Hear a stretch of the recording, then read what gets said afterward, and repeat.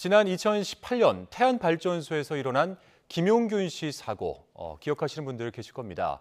이 사고는 중대재해처벌법 제정의 중요한 계기가 됐고 이제는 법이 시행된 지 반년이 돼가고 있습니다. 발전사들은 노동자 인명피해에 대한 대책을 그동안 어떻게 세우고 있었을까요? 저희 YTN이 확인해봤더니 발전사들은 수천만 원에서 수억 원씩 들여 웬일인지 CCTV나 블랙박스를 사들이는데 여념이 없었다고 합니다. 왜 그런 건지 이준엽 기자가 알아봤습니다.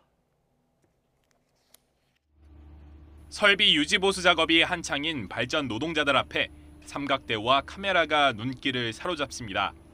또 다른 작업 현장에도 삼각대가 떡하니 세워져 있습니다. 표지판 합체형도 등장했고 난간에도 액션캠을 달아놨습니다. 우편함으로 쓰던 곳도 까뒤집어 CCTV를 설치해 놓았습니다. 일을 하러 나갈 때 카메라를 같이 들고 나가는 거죠. 그래서 본인들이 카메라를 설치를 하고 신상에 대해서 계속적으로 나가니까 안 좋게 생각하죠. 지난 2018년 고 김용균 씨가 산재 사고로 숨지고 중대재해처벌법이 시행된 지 반년을 바라보는 지금 바뀐 발전소 풍경입니다. 카메라 구매에만 2억 5천만 원 넘게 쓴 발전 공기업도 있습니다. 발전사들은 위험 사각지대를 해소하고 유사사고 재발을 막기 위한 분석에 활용하기 위해서라고 설명합니다. 안전 백신이라고 지칭하는 발전사도 있습니다. 반면 노동자들은 책임 회피용이라고 말합니다. 실제 지난 2019년 김용균 씨 사고 후 석 달 만에 태안화력발전소에서 또 사고가 나자 사측은 서둘러 CCTV를 공개했습니다. 노동자가 설비 사이로 무리하게 들어갔다고 주장한 건데 당시 안전한 통로를 확보하지 않은 채 점검을 지시한 사측 책임은 쏙 빠졌습니다.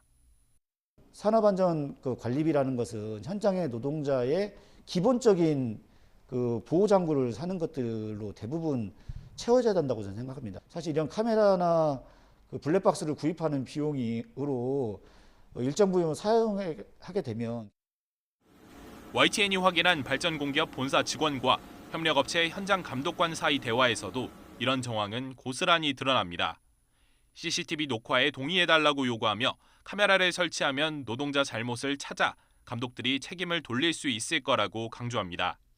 노동자 개인정보 자기결정권을 보호하면서 안전사고 예방을 할 수 있도록 노동자 대표와 합의를 통해서만 감시 설비를 설치, 운영할 수 있게 하는 그런 내용으로 근로기준법 개정이 필요합니다.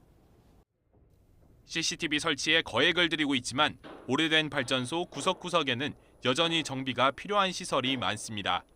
지난해 말 국무조정실이 주관한 점검에선 용역업체의 안전전담 인력 확충과 함께 장비와 설비 개선 노력이 더 필요하다는 지적이 나오기도 했습니다.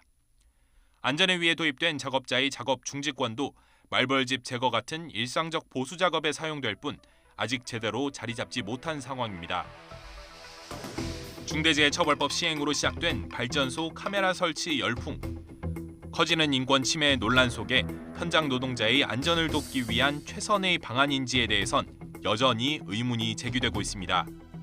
YTN 이준엽입니다.